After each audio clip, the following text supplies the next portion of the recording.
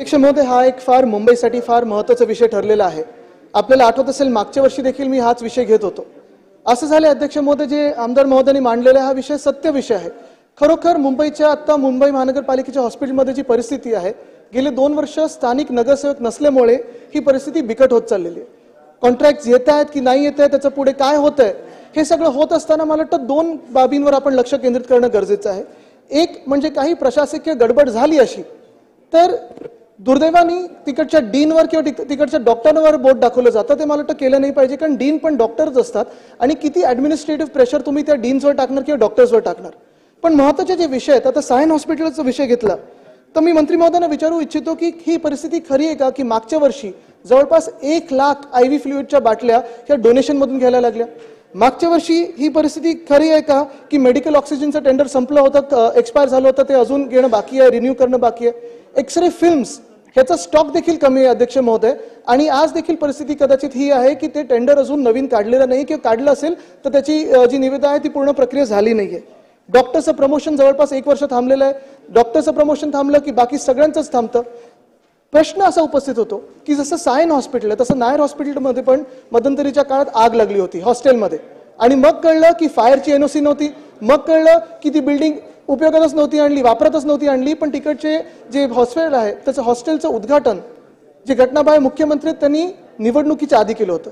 जे घटनाबाह्य मुख्यमंत्री त्यांनी निवडणुकीच्या आधी केलं होतं। अध्यक्ष महोदय, माझी मागणी हीच राहील मंत्री महोदयांकडे की थोडं सगळ्यांना बसून घेऊन, कारण डीन्सना विश्वासात घेणं गरजेचं आहे, डीनवर बोट दाखवून चालणार नाही। आता परिस्थिती अशी झालेली आहे, गेल्या 2 वर्षामध्ये CPD सेंट्रल पर्चेस डिपार्टमेंट जे आहे, जे औषधं खरेदीकरण करतं, किती शेड्यूल्स ह्या गेल्या 2 वर्षात खरेदी झालेले आहेत, किती शेड्यूल्स हे आता हॉस्पिटल्सपर्यंत पोहोचवलेले आहेत। शेड्यूल म्हणजे एक्सरे मशीन येतं, CT स्कॅनचं मशीन येतं, एक्सरे फिल्म येते, औषधं, IV फ्लुइड, हे सगळं। आणि मग हे सगळं करत असताना मला वाटतं CPD जिथे हा त्रास सुरू झालेला आहे त्यांच्यावर कारवाई केली पाहिजे, CPD खात्यावर सस्पेन्शनची कारवाई केली पाहिजे, आणि डीन्स आणि डॉक्टर्सना विश्वासात घेऊन पुढे काम नेलं पाहिजे। ही माझी मंत्री महोदयांकडे मागणी आहे, ते आपण कराल का? अन्य सदस्य आदित्यने या ठिकाणी 2 मुद्दे जे मांडले त्याच्यामधली वस्तुस्थिती खरी आहे। 1 लाख IV बॉटल जे आहेत त्या त्यावेळी डोनेशन मधनं घेण्यात आलेलं होतं, पण त्याचं कारण देखील असं होतं की जे टेंडर वेळेवर निघणं गरजेचं होतं त्याला काही प्रोसेस टेक्निकली अडचणी आल्यामुळं ते 2 महिने एक्सटेंड झालं आणि त्याच्या कालावधीमध्ये ह्या बॉटल नक्की घेतल्या गेलेल्या आहेत।